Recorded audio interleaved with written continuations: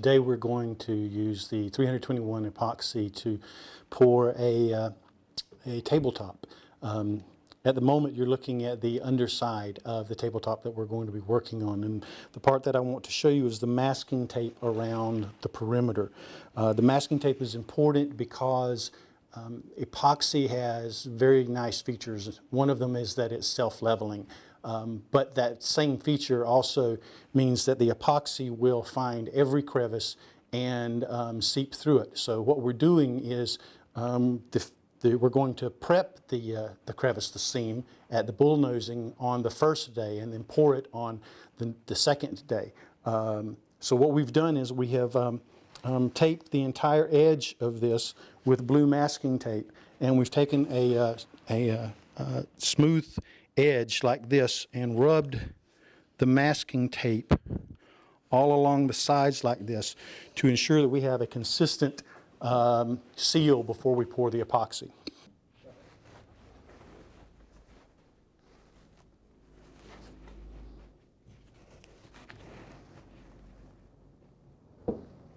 So this is the top of the table. This is the surface that we're going to be finishing.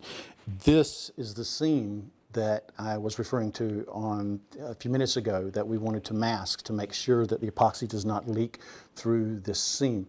There are two reasons for this. The two main reasons that you will have bubbles in epoxy is one from the mixing process, which will create bubbles, and they're easy to get out after you pour it. The other is that the epoxy will find this seam and will slowly seep into this seam over the 30 some odd minutes that it takes for it to gel. What we did yesterday was we taped that seam, and then we took a brush and we primed this seam all the way around with epoxy to let the epoxy seep into that when there's no weight behind the epoxy. To continue forcing it through the seam lets the surface tension of the epoxy fill in this seam and then seals it. So we won't have bubbles from here.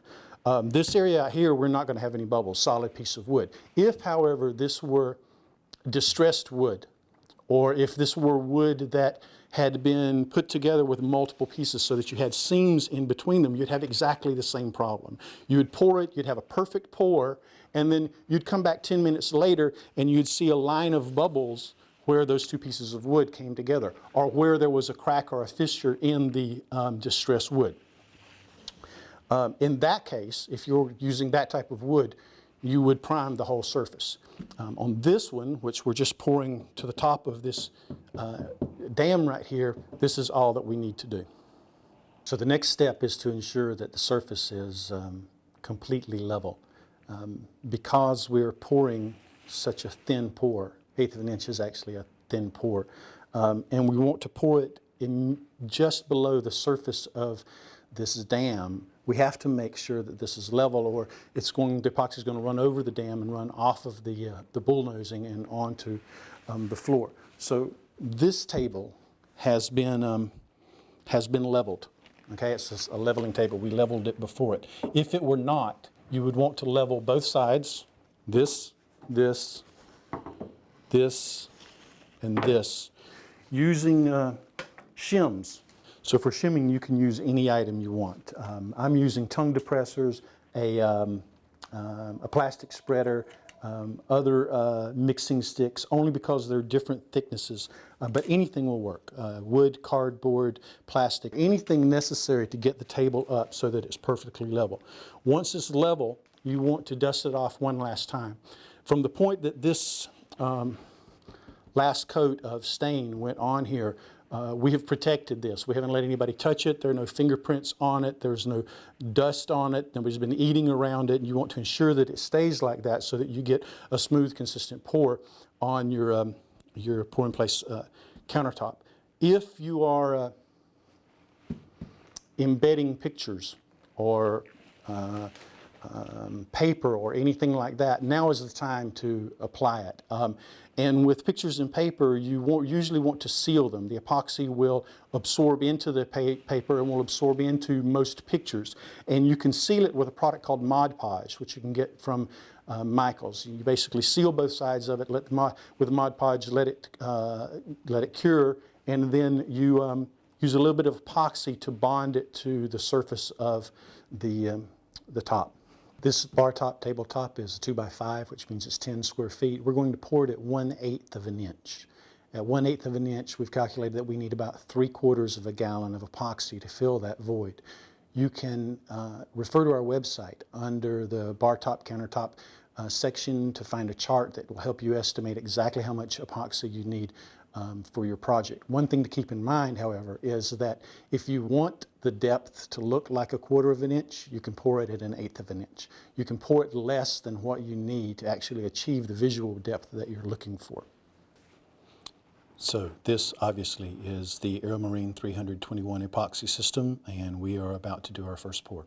Okay, the application is going to be done in 2 or 3 pours. The reason that we do this is that we don't want to over pour. It's real easy to do that. Even though we're sure that this is the right volume, the safe approach is to do it in multiple pours.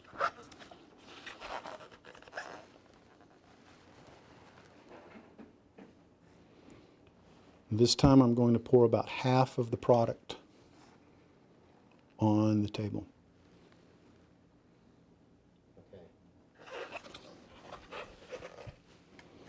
Okay, now we can spread the epoxy gently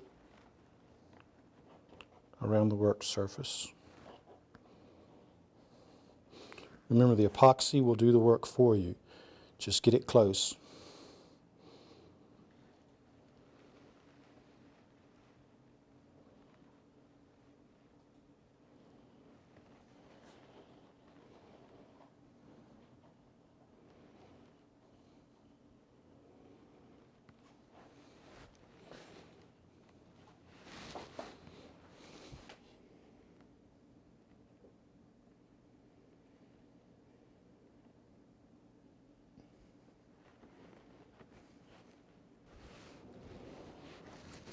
Okay, once this epoxy levels, we'll do the second pour. The initial pour is complete, and here's what's important. Move around the countertop and look at the level of the epoxy against the edge of your dam in all cases. Ensure that it's level. You should see a consistent height differential between the two all the way around. If you see that, then you're safe making your next pour.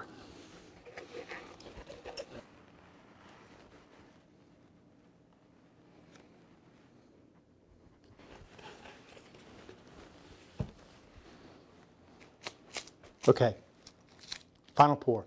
Now we're going to get the heat gun and remove all the bubbles on the surface. When you're using the heat gun, make sure that you don't get closer than about 6 inches. You'll notice that I'm not holding the heat gun in one spot. 2 reasons for that. I don't want to sting the epoxy, and 2, it's not necessary. The only thing that you need to do is to gently lower the viscosity of the epoxy by heating it, and to agitate the surface of the epoxy to break the bubbles that are working their way to the surface. Okay, you can see now that most of the imperfections are gone. There are nothing but a few micro bubbles which will continue to float to the surface, and you can see that the tabletop looks awesome. The epoxy will gel in about 30 minutes from when you initially mixed it. We've spent maybe 10 minutes, 15 at the most, getting it to this point where we poured it and then removed all the bubbles with the heat gun. The next step is to keep everybody out of the room, to have no moving air in the room, and let it cure overnight. Our tabletop now is fully cured. It is a beautiful deep green with a very high gloss on it, and we have turned it into a desk for Connie. I love it. It's great. You can do the same at home with the AeroMarine 321 epoxy system, which you can find on our website at aeromarineproducts.com.